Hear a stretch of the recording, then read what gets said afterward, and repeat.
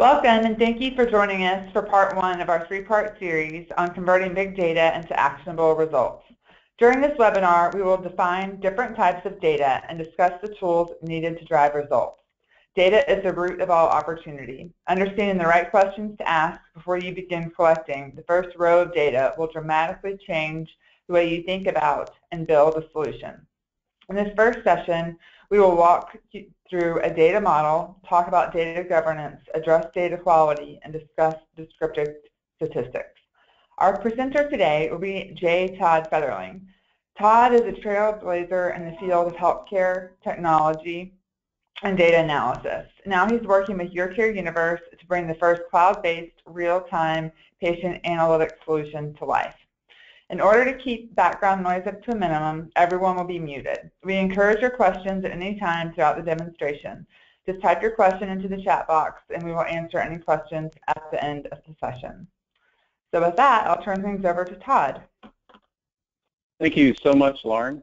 Very excited to be with everyone here today, and very excited about this topic. Probably one of the few people in the world that gets really excited about looking at lots of raw data. When I think about data in the context of the outline which Lauren provided, the first thing that I think about is really why.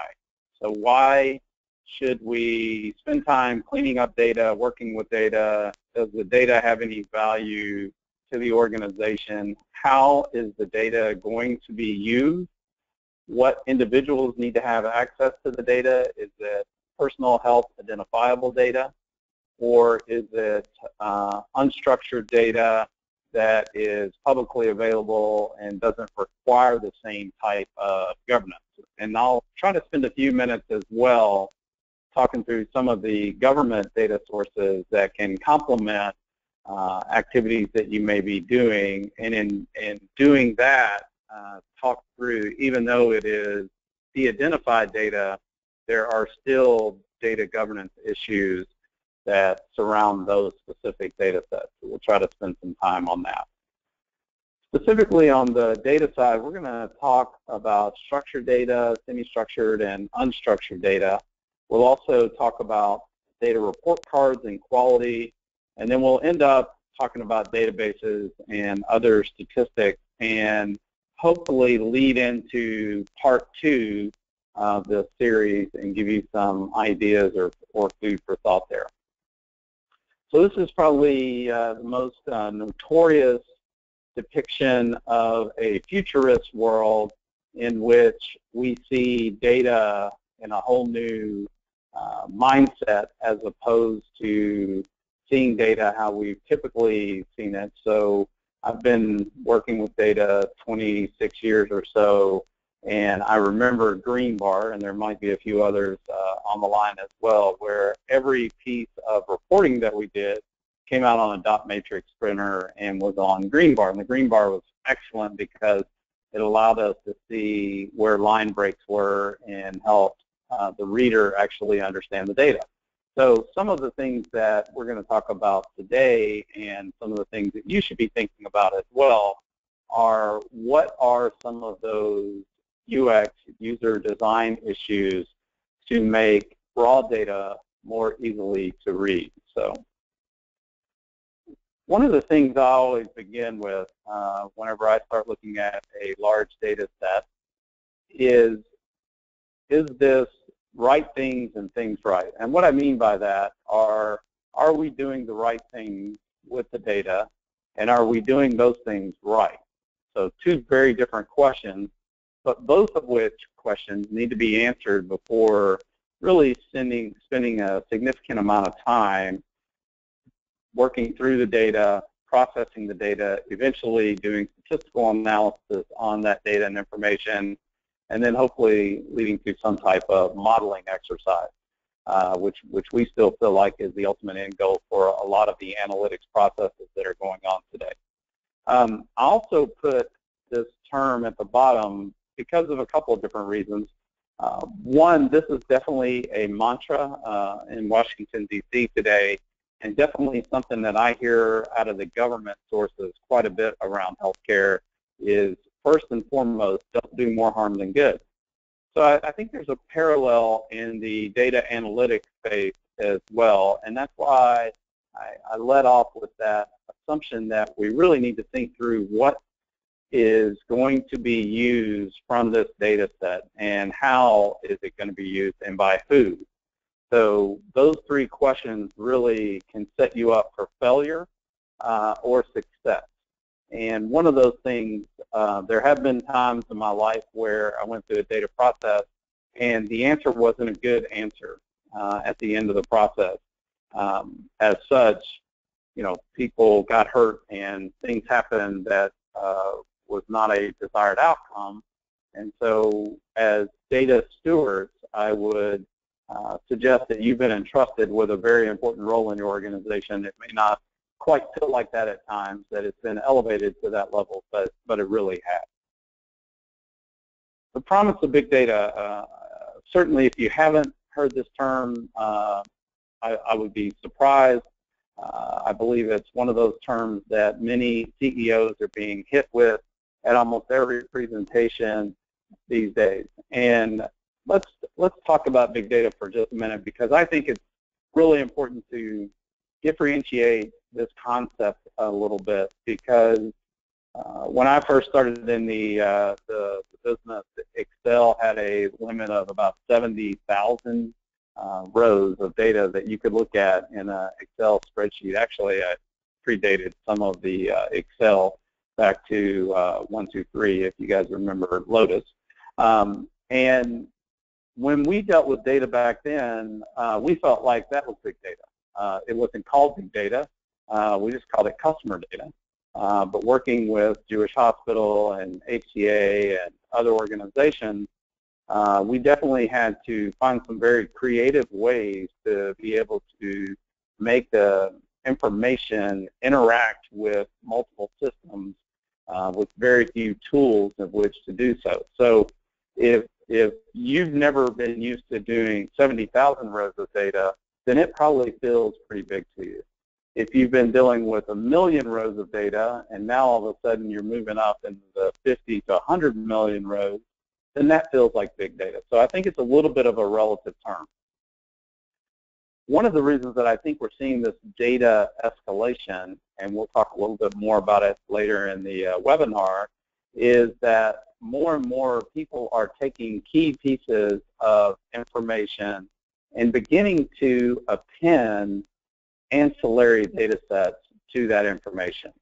And what that causes is a magnification of the cube of data that you're looking at. So if I have 1,000 customer records and I'm appending 5 environmental factors, I'm appending socioeconomic data, I'm appending transactional data, which can number in the thousands itself, then all of a sudden my smaller data set has become quite large, in which case you need to move into different tools to begin able to understand and report on that data and the information that's coming out of that data. I do want to pause 1 second and mention that we will be taking questions at the end of the webinar today. So use your chat function to post any questions that you might have as we go through this data presentation. At the end of the day, data is about answering questions. So whether it's your direct report or you are creating a research paper that's going to be shared with the whole world, or it's for the CEO of your organization, it's very important to know that almost everyone, and I say that because there are no finites in the world, but almost everyone has some lingering question about health information that they'd like to have answered today. It might be a personal question that relates to their family or their own personal health situation. It could be an economic question about cost. It could be a quality issue if it's coming from your clinical staff. Or it could be an access issue if it's coming from a consumer. So there are lots of questions yet to be answered through this wonderful world of health data. So speaking of those a little more in depth, some of the things that I think we ought to be asking from the data. And I say that because not all of this data exists today. Some of it needs to be created. Some of it needs to be connected, as I mentioned before. And some of it just needs to be extracted from the existing systems. So in particular, government regulations, big area of focus on quality. I just sat through a couple hours of presentations this morning on tracking what's going to win. And by that I mean whether or not we're going to see a lot more activity in the bundle payment sector. Are we going to see a lot more push towards accountable care organizations? Which quality standard is going to win at the end of the day? How does PQRS affect physician reporting?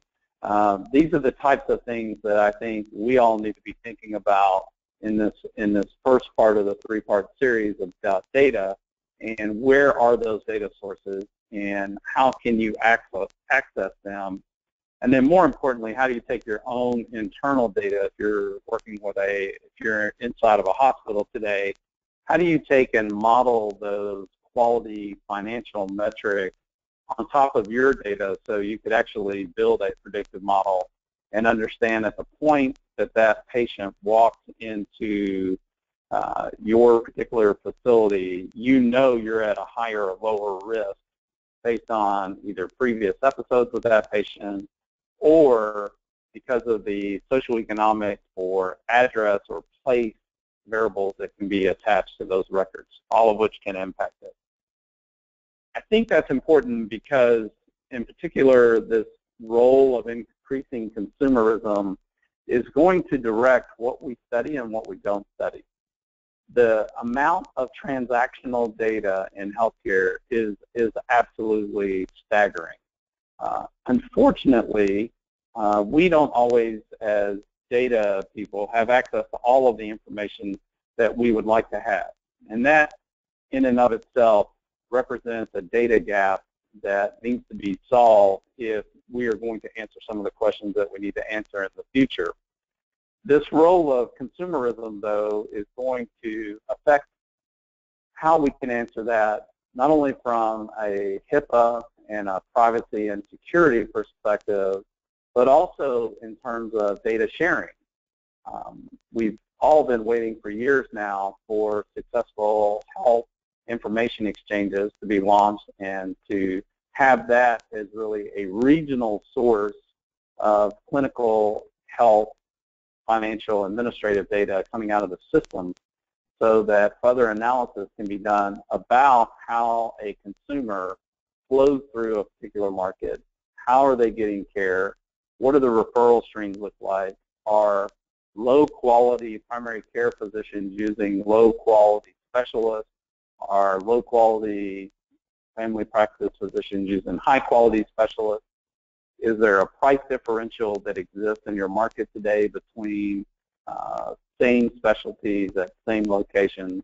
How is the care being derived from those same specialists? Recently, I was studying a couple of orthopedic physicians in Virginia, and one of the things that I found very interesting is two of the physicians in that group had entirely different ways that they practiced. One physician was very alternative focused, meaning did a lot of physical therapy, drug medications in order to stop pain and hopefully prevent surgery. The other physician did almost nonstop surgery. So it was very interesting. What we are still missing, from my belief, if we're going to really address consumerism, is outcomes data. And what I define as outcomes data is patient goes in for a knee joint replacement, they have surgery on that knee, and then that individual is able to have a shorter recovery time, if we're talking about positive outcomes, a shorter recovery time, and is able to get back to work and get back to their normal routine activities and actually be better off than they were before they had the surgery. So that's the type of outcome that I think we ought to all be driving towards. To be truly effective, that requires consumer input, not only on pain thresholds, but usability of the knee, flexibility of the knee, return to work, those types of study and analysis still need to be conducted.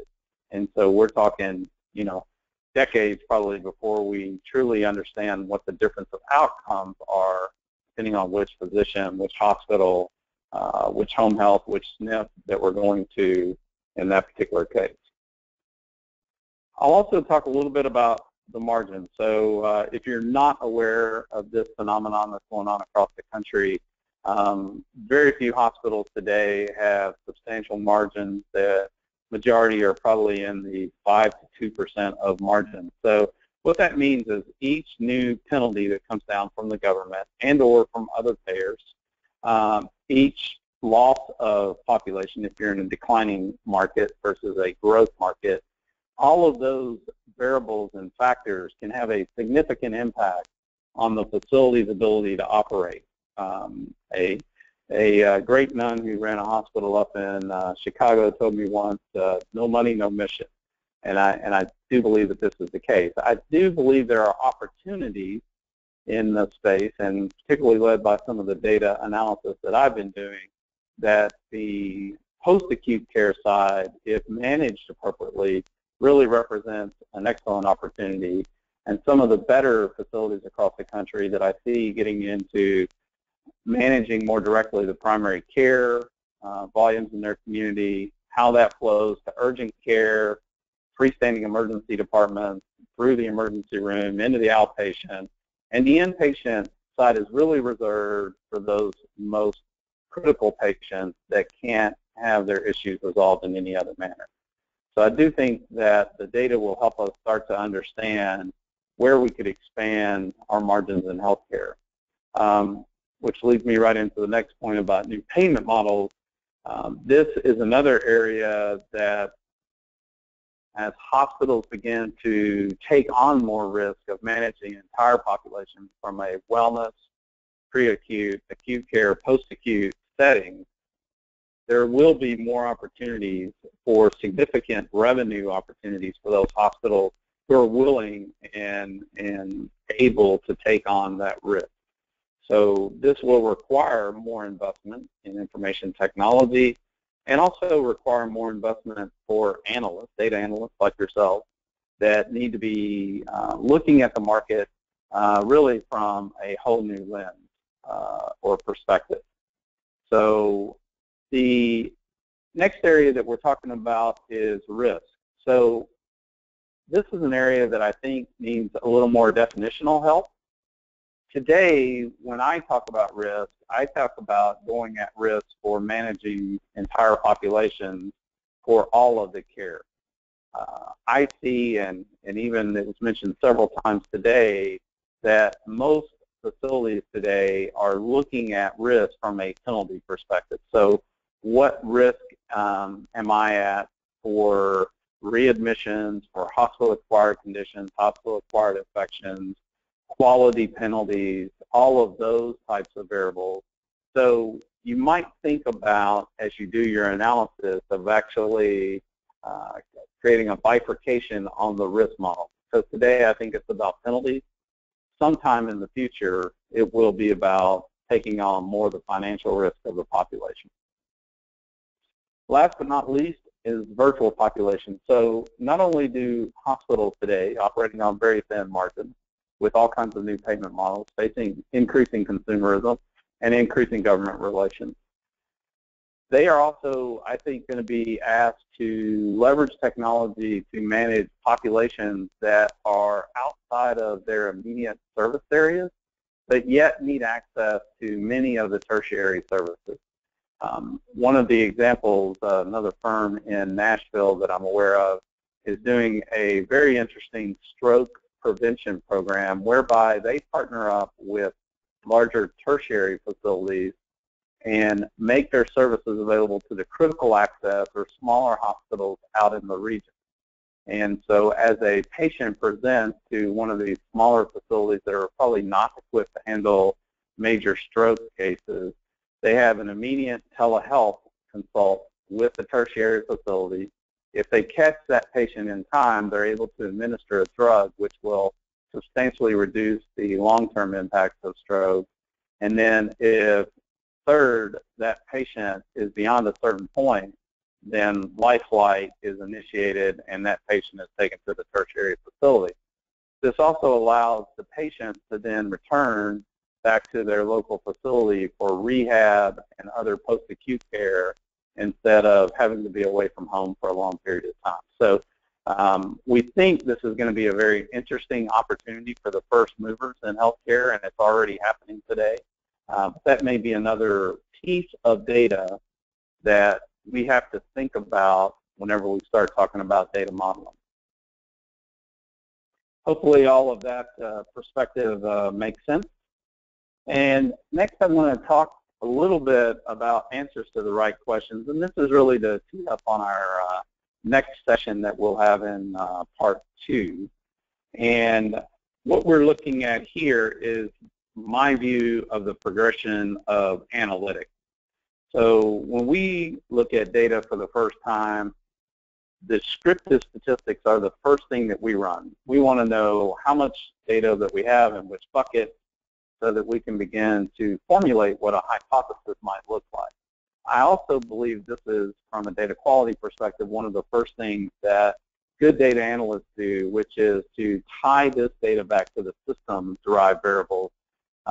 So if you begin reporting data on a unit or a hospital or home health, and you haven't tied it back to the data that they are currently looking at, you have a high probability of missing the mark on the analysis. And so it's always best to do this up front to make sure that you've captured all of the data input that the organization is used to looking at.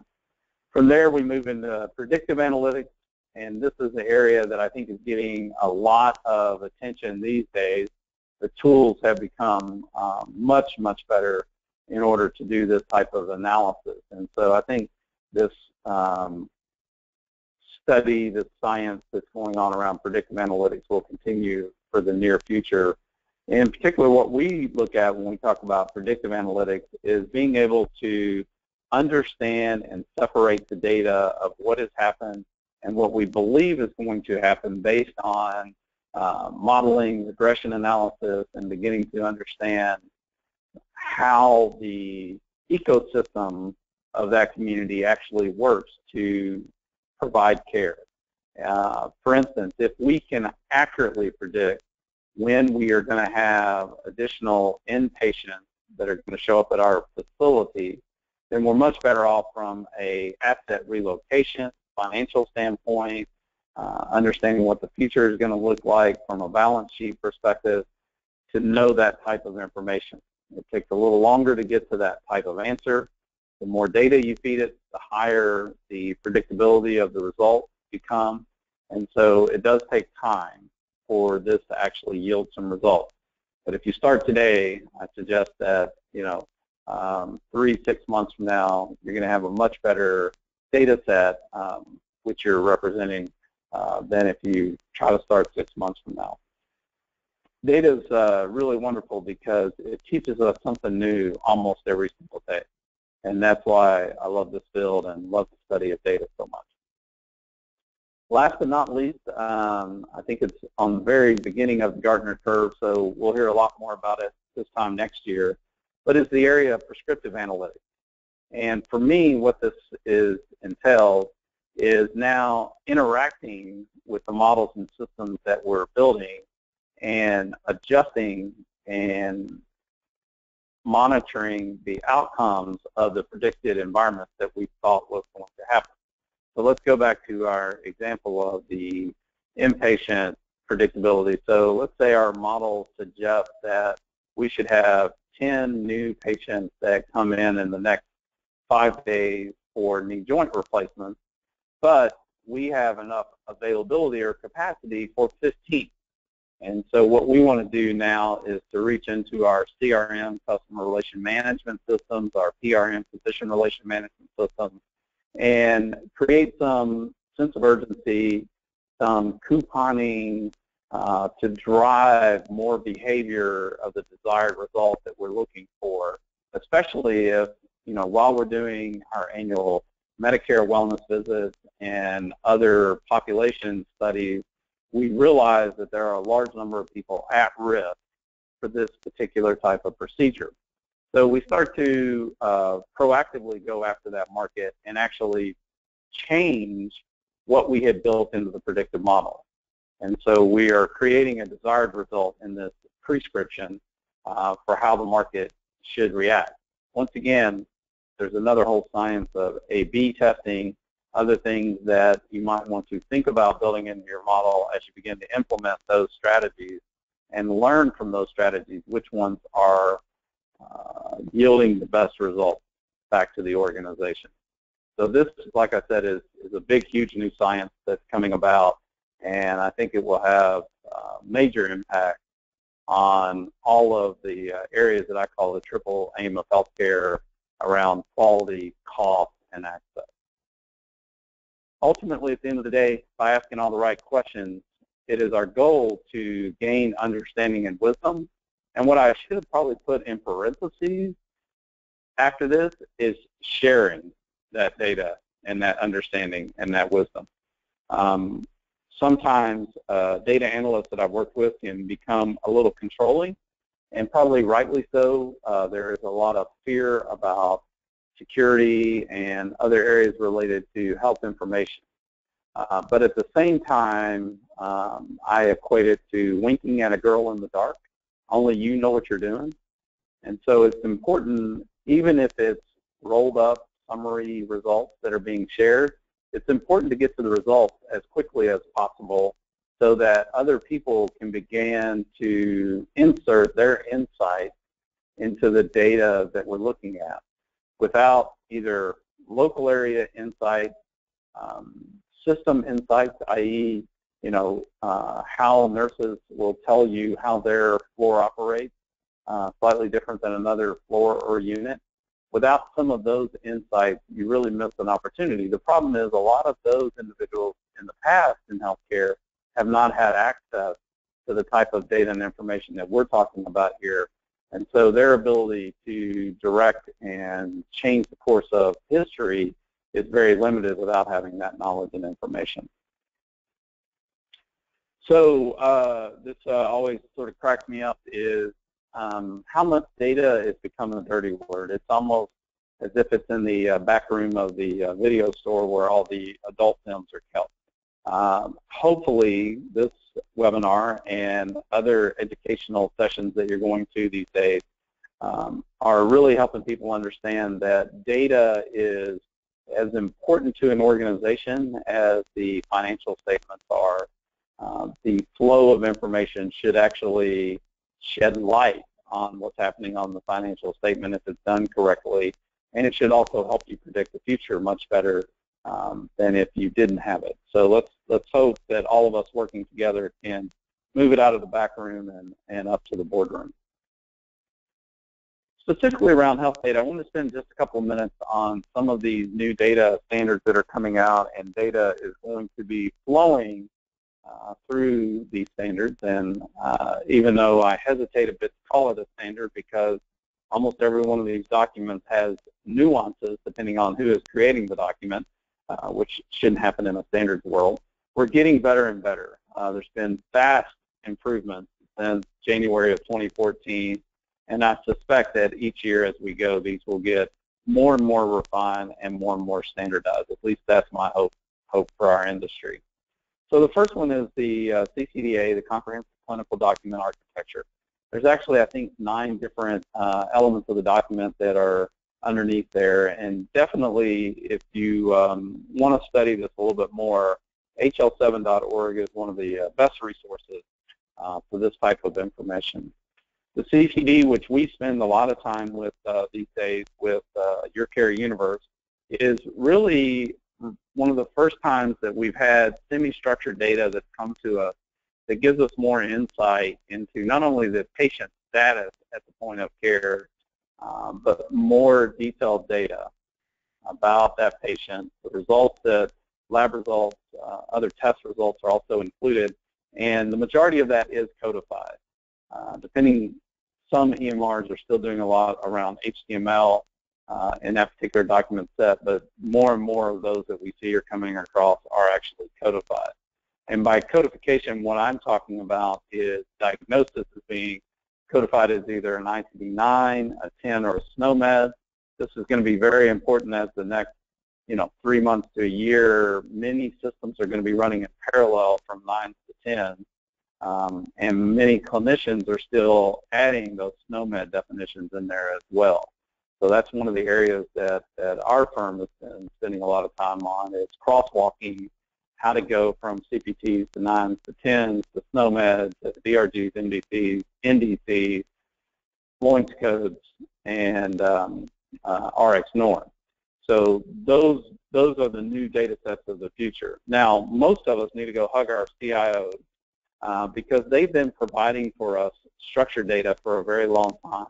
And we'll talk a little bit more about the differences between different data structures here in just a second. But they've made our jobs easier, even though sometimes it might take longer than we like, in that they've been providing a lot of structured data out of the system.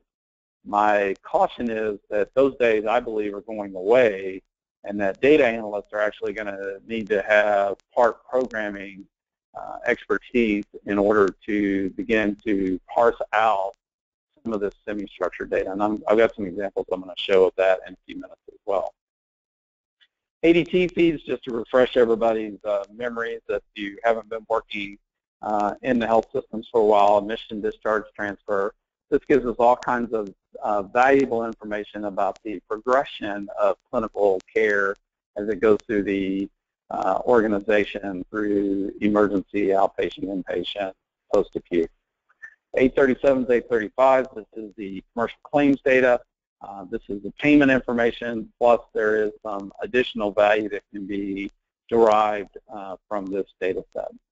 Clinical notes is really the next frontier from a raw data perspective, and being able to take clinical notes and either codify them and or put them into some type of structured component based on keywords and be able to run algorithms up against those notes, I think is a science that I see beginning in our industry, and one that holds tremendous amount of future possibilities for us.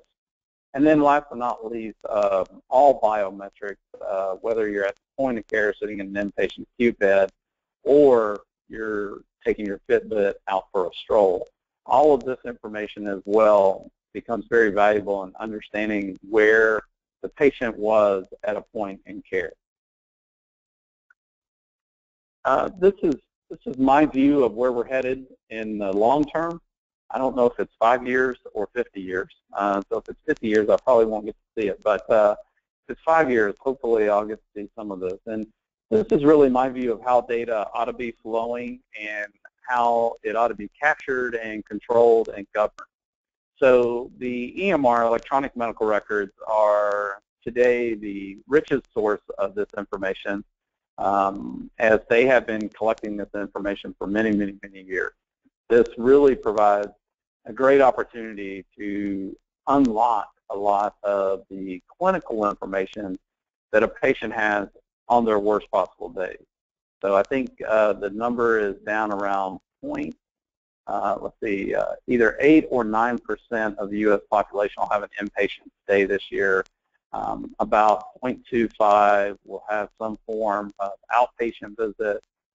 0.28% or 28% of the population would have some type of emergency room visit, and about 4x will have physician office visits.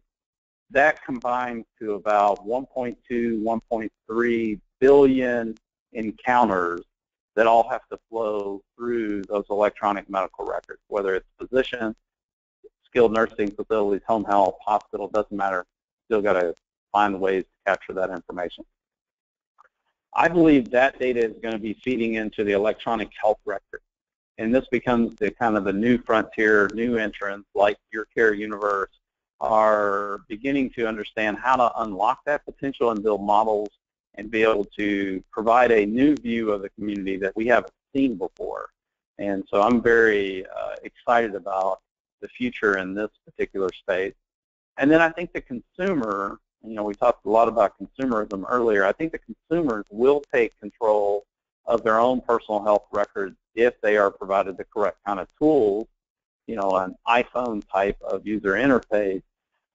I believe that they will begin to input data, and this is also where biometrics come in, that will automatically decide based on preferences what gets shared to the electronic health record. This could be another form of an HIE, Health Information Exchange, or RIO, Regional Health Information Organization. Lots of different terms under this EHR type of access. But any physician, clinician who is providing care should be able to reach into the EHR and extract the data and information that they need in order to provide a higher quality experience for that consumer or patient. So that's sort of my view of where all of this data should end up and reside somewhere in the future. That would make all of our lives a lot easier the faster we can get here. The next chart is a graphic from a book that I'm writing and working on these days, and it really became out of a frustration around strategic planning. As I was doing a lot of community health planning initiatives across the United States for community health needs assessments, one of the things that I saw consistently when I talked to hospital CEOs about strategic planning is that all too often what they were doing was really getting together a group of leaders from their organization, and the more savvy ones were bringing in outside people. But they were really trying to listen to what everybody's concerns were. The problem with that type of approach is really people bring a lot of baggage. So the director of cardiology, not coincidentally, totally going to be very focused on how much heart and cardiac problems that are going on in a particular community because that's the lens of which they look through. The director of OB is going to be telling everybody about teen pregnancy and all the other components that are around obstetrics. While that is a very fruitful process to get all of those people, put those ideas on the board, I think there's a stage before it that needs to occur, and it's really around data. And it's getting everybody on the same page and dispelling the myths that are evident in every community about what's really going on with the population, with the care networks that are established today. How does it really work? And so my proposition in the book that I'm working on is that data is really the first step in the strategic planning process, and that data should be used to help level set the organization and the members of the organization, all of the stakeholders, before you get into, okay, now let's talk about where the priorities are. In which case, the sticky notes on the board are an excellent tool to get out those priorities and be able to listen to everybody either on your staff or in the community. And then you'll see some of the more traditional internal, external SWOT processes in strategic planning. I try to drive everything down in almost an hourglass format to get people to a decision point that we can then go forward from that decision point, establish goals, and begin to execute. So hopefully this book will be out, depending on how much time and availability I have, first part of 2016. So let's look at data for a few minutes and talk about different types of data. So this is a great example of structured data. It has been cleaned up and is ready for the analysis stage, and so that's a really good thing. Now, if we had an open mic right now, I'd ask you the question to identify the one column that represents a problem. There is one column that was not cleaned up and not handled appropriately for the types of analysis that you would do. So probably 50 hands would go up at this point, and some of you would identify zip code as a problem. So by looking at the zip code table, I can tell you that that's a numeric value, not an alpha value, and we really need this to be alpha value. And because 8869 should really be 08869 would be the proper formatting for that particular zip code. And why that's important is because when we run it through geocoding, which would be a tool that we're going to use to enhance the data, and we'll talk about the tool a little later, that would actually get rejected if we left it in that format. And so these are the areas that we have to be very sensitive to when we're doing our analytics on data sets. There's also one other problem that can cause some issues if they're not handled appropriately, and those would be the symbols above the A's in the name. And so I always spend probably more time than I should on the front end trying to understand how data is formatted and making sure that it is formatted in a way that is going to help me answer the questions at the end of the process. So another word of warning for you, always start with an end in mind. Know what you're trying to answer at the very end and set up your hypothesis and your process to get you to that end point. Next is this area that I call semi-structured data, and I think we're getting to a point where many of us are already there, but others of you on the call might get to this point very quickly as well, where we're going to start to see massive amounts of this type of data.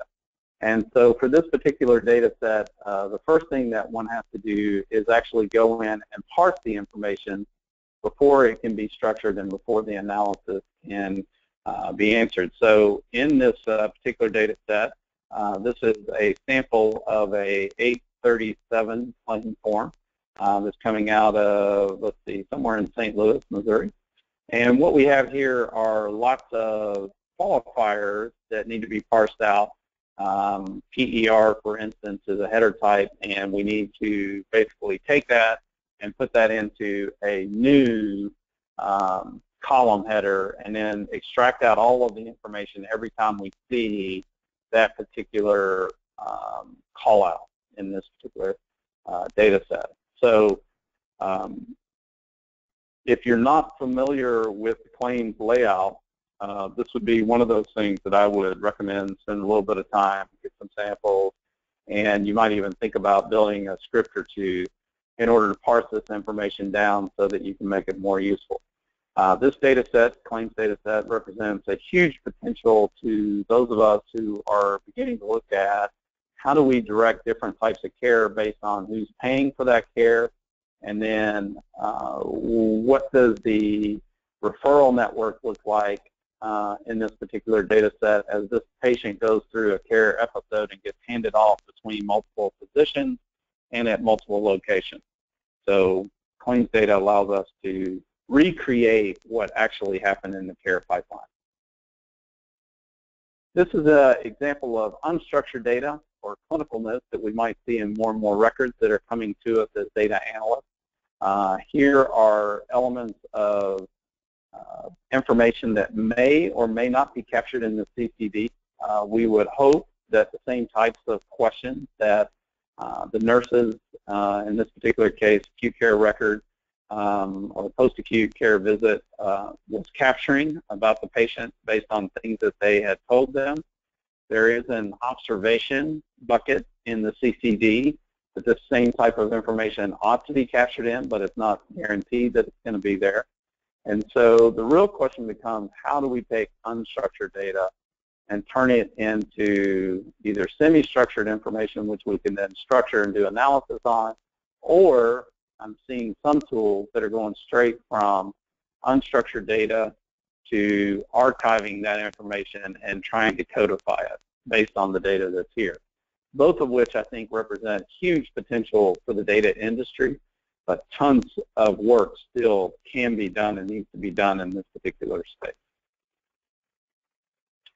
The next question is really around quality. Do I have the right data, and is it in the right format? Like I said, one of the first things I always do is try to start with the end in mind, and in order to get there, I need to make sure that there is a check against the sum that the organization is using today. So if the organization believes there are 8,000 inpatients in a particular year or last year, and you come up with 5,000, you know you've missed some patients. It could be a whole payer segment that you missed. It could be observation patients that you missed. It could be ED patients that were then admitted into the inpatient setting. Lots of different rational explanations exist when you get into data analysis. But this is a report from ESRI service that we use internally at YourCareUniverse, and it tells us what the demographics look like. It also gives us a address report card, so we know that the addresses that we provided the level of accuracy that we were looking for. If you find a high level of bad addresses, typically this is a hospital that's also going to have problems on collections because of the number of bad addresses, and so usually their days are going to be a little higher.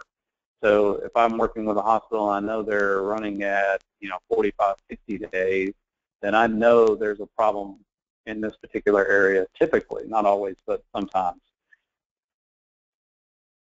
The other opportunity is to create a golden data set out of the information, or a pre-data set if you're trying to build a more elaborate model.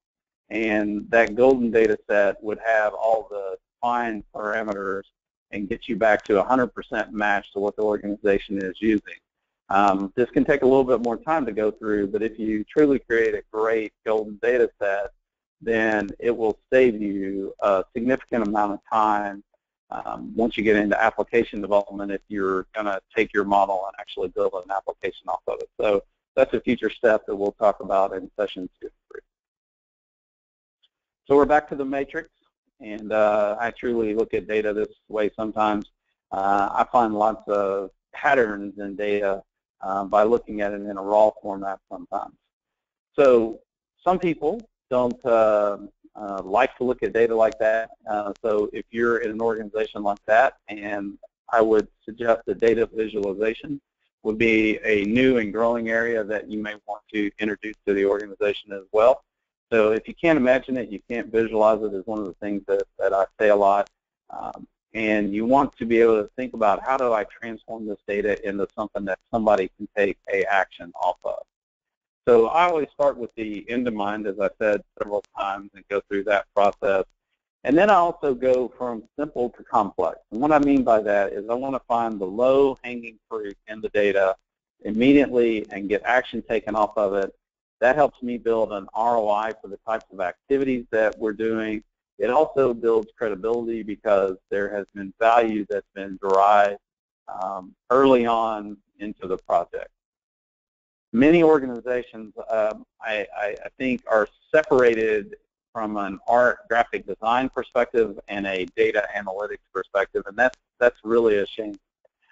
These two groups of people have tremendous opportunity to work together to really provide a different view of the information than what we've had before, and build beautiful infographics that can tell a very complex story of millions of rows of data onto one piece of paper.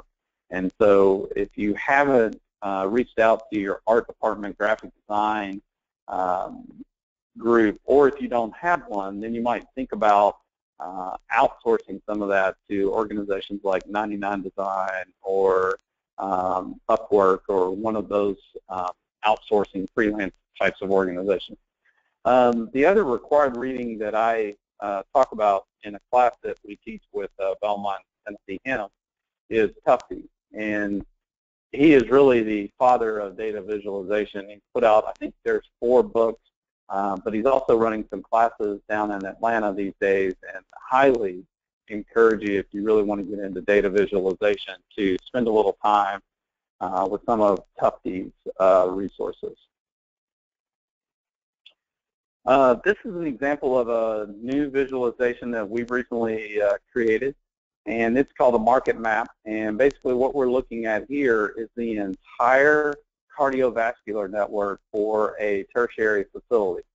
And so there are 5, 10 dots that make up the majority of our volume today, and that's really where we want to start with our analysis, are the big data points within the information. So each of these physicians have a very strong connection to our facility, and then we should probably reach out and start to communicate with them as we start to build out strategies and test data up against this particular crowd.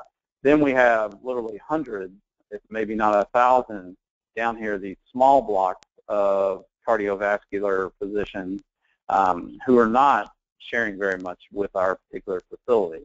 And so those become the lower priority of a physician growth strategy, regional network type of strategy.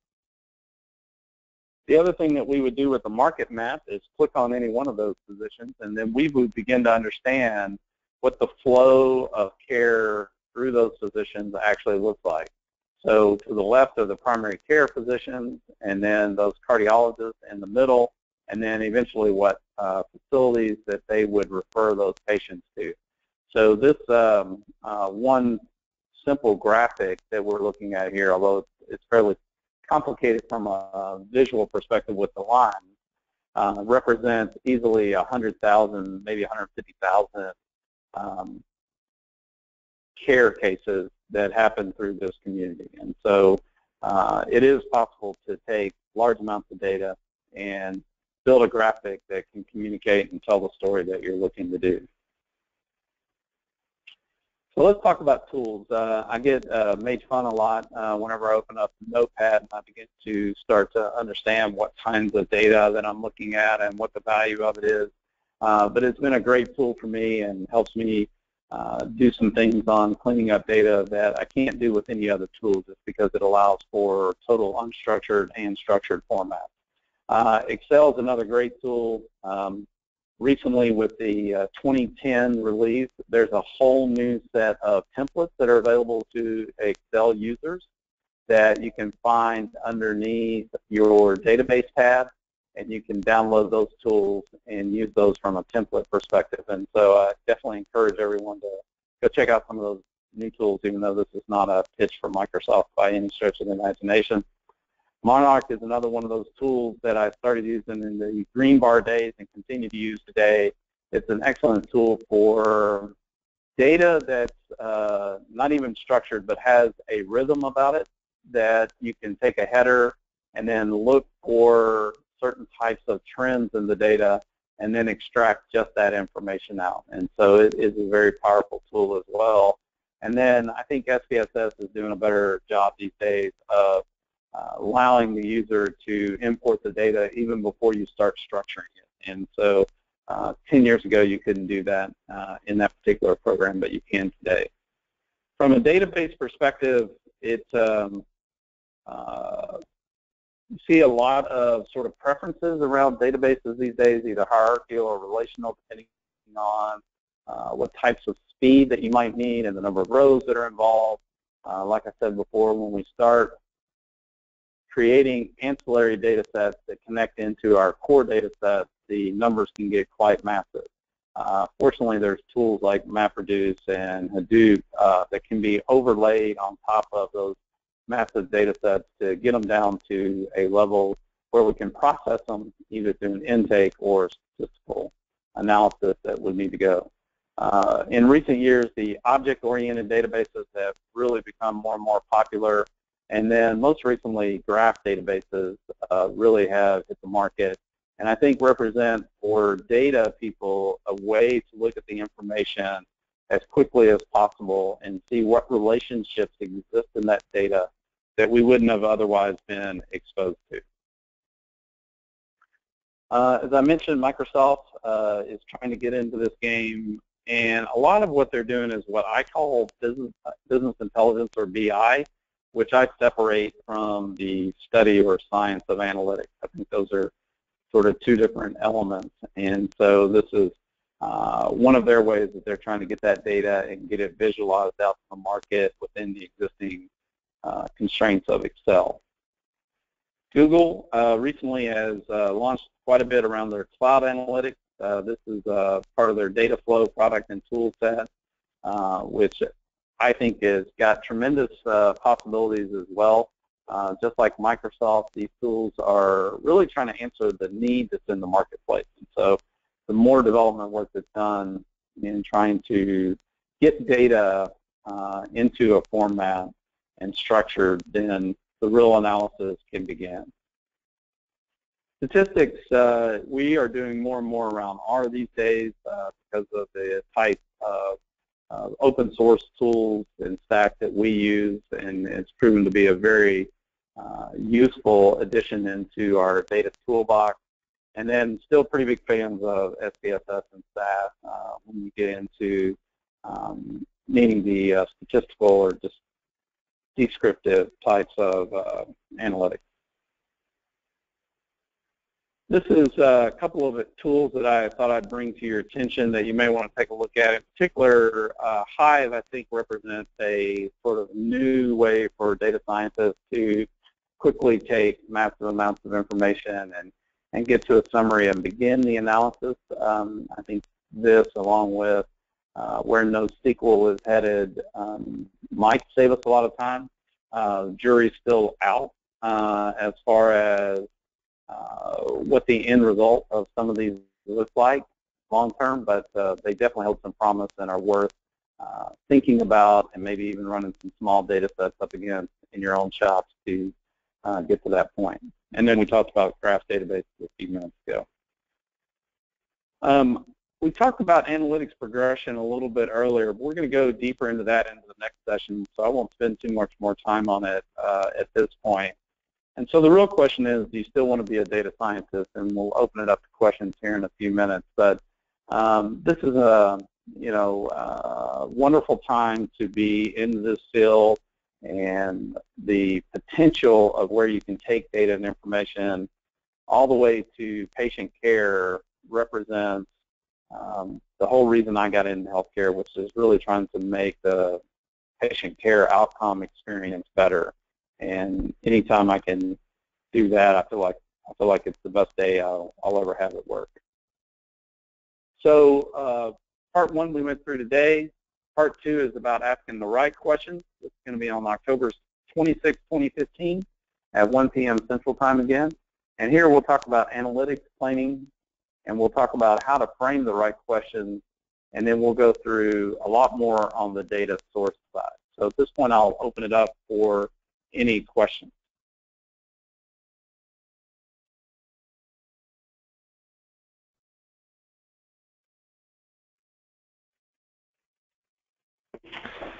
Okay, Todd, we've had one come through. What is the first step? The first step in getting involved in the data world? Yes. I think the first step in getting involved in the data world is really education. So certainly the traditional programs exist out there. Many great universities are starting to realize that data and analytics have a significant role in the business community, and so lots of new programs are getting started everywhere from Hopkins to Vanderbilt to Stanford, and even down to our local colleges and universities. In addition, I think for the self-learned, self-educated individuals on the call, I think there's a great potential around all the MOOCs that are going on today. I take courses routinely from Coursera, Udemy, others, where I'm trying to either learn a specific new technique on how to take data and do something with it, or I'm trying to learn a more broader piece of knowledge. Recently took a great class with Scott Page from the University of Michigan through Coursera on model building that I highly recommend. It definitely opened up my my purview into some tools that I've been using. I just didn't know what the names of them were called, and so it was great to hear, oh, well, that's, he had a more standard name for the type of process or procedure that I've been using. And so it was good to then be able to communicate with other people in that course about how they're using specific technology. Great, thank you. We've had another one come in. What news outlets do you rely on for the most up-to-date information on the field of analytics?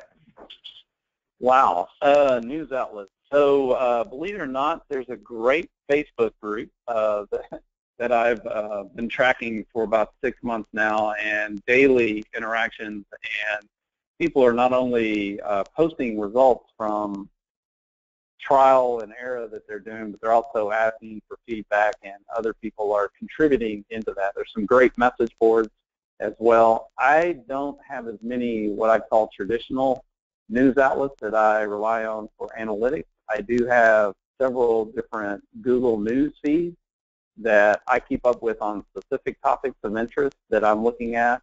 And then I'm also a huge fan of the open data government initiative that's going on here in DC. And so I have quite a few government sources that feed me pretty constant information about where that particular world is going. Great, thank you. Seems like we don't have any more questions. Thank you all for your time today, and we hope you'll join us for part 2 of the series, Gain Knowledge, which will be at 1 p.m. Central Standard Time on Monday, October 26th. Please send any additional questions about this presentation to info@YourCareUniverse.com, and we will send out the recording tomorrow. Thanks again.